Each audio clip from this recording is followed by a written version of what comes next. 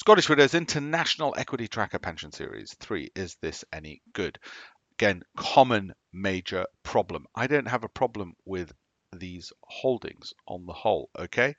What I do have a problem with is the percentages. Why this is why two things. You're going to be pissed off with the poor performance of a fund like this unless you're comparing it to a bank account, because actually if you put 5% in all of those top 10 holdings, you would have done a lot better.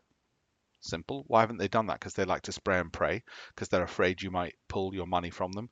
Secondly, those holdings are all great at the moment. I wouldn't mind having them in my portfolio. The problem is when 2022, a year where the market goes down, happens, which happens 2 years out of 7, they're going to drag you down 25%.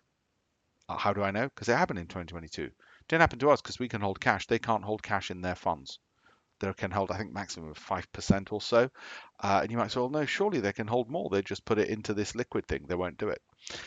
They won't do it. They probably wouldn't be allowed to do it because it says equity in the title. So because of that, they're a bit screwed when the markets fall and you could lose. I mean, I'll give you an example. In the case of Meta, that lost 7 years worth of gains. All right. So you've been warned. You can do better yourself. Have a look at my campaignfor1million.com. Have a look at my links in the bio as well if you want to do better.